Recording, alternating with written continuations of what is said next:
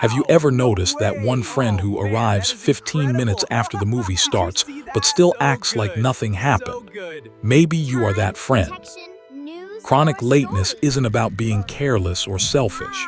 It's often rooted in how our brains see time, how our emotions protect us, and the stories we tell ourselves. Time isn't holding Some us people back. genuinely With this, feel we like a can make minute time for stretches or everything. shrinks, and others Remember misjudge that, how dear. long their coffee Just like we takes. did. Growing up, my mom called me the late king, and I laughed it off. But as I dug into the psychology of lateness, I realized there are deep reasons behind the habit. Ready to find out why you're always racing the clock? Happy birthday! Picture missing your birthday party because you lost track of time. I didn't Sounds know you guys were crazy, here. right? But for some You can people, handle all that's this real in life. just 20 minutes. The first behavior is something psychologists call the planning fallacy. You're the eternal optimist who swears you can shower, write an email, feed the cat, and pick up groceries in 20 minutes. Success. You remember only the Everything one time you smoothly. actually pulled it off and ignore the Failure. dozens of times you didn't. Failure. You plan based on the perfect day, not the messy reality. This brain glitch makes you underestimate travel time, meeting duration, and even how long it takes to find your keys. You set yourself up to be late before you even start, and each delay snowballs into the next. Sounds familiar? Wait till you see what's next. Stay tuned. Next up is the multitasking trap. You pride yourself on juggling tasks like some kind of circus act. You're checking your messages, boiling pasta, and trying to squeeze in a workout before an appointment, thinking you're saving time. In reality, switching between tasks slows your brain down. Researchers find that people who prefer multitasking actually tend to run later than those who focus on one thing. When you flit from one thing to another, you underestimate how long each activity takes and you leave no breathing room. The result? You're always hurrying, always apologizing, and never actually catching up. Day turns into a blur and you wonder why time vanished. Some lateness comes down to personality and how we sense time. Think of the type A go-getter who feels a minute fly by in 58 seconds. Now imagine a laid-back type B friend who experiences that same minute as 77 seconds. Researchers found that relaxed personalities literally perceive time as slower, so they naturally move at a different rhythm. Add in creativity or daydreaming, and it's easy to drift. These differences aren't excuses, but they explain why your partner might be humming while you're panicking. When two internal clocks don't sync, friction happens. Hang on, because the next trait may surprise you.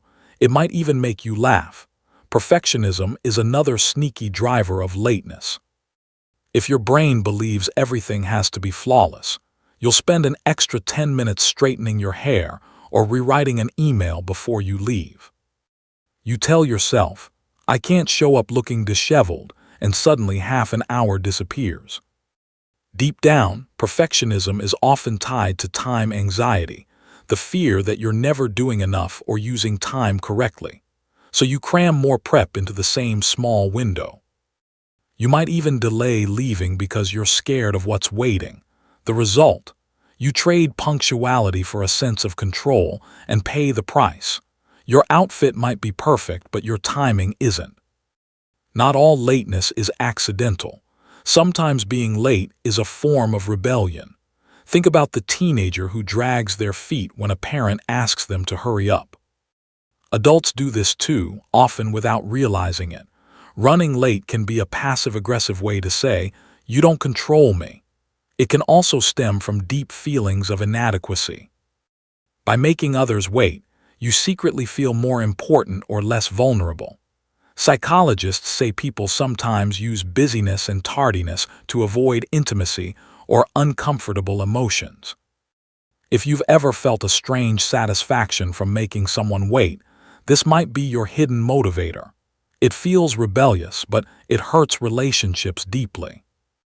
The final behavior is time blindness, often seen in people with attention challenges. When you're absorbed in a task, you literally lose track of time. Your brain's internal clock isn't giving clear signals, So 5 minutes of scrolling on your phone turns into 40. This isn't laziness or disrespect. It's a neurological difference that makes time feel abstract. Hyperfocus can be a superpower, but it makes transitions hard. Some folks also need longer recovery after socializing, so they shut down and run behind. If you've ever been shocked at how late it suddenly is, you know this feeling well. And yes, alarms and calendars help, but you need grace too. Here's the good news.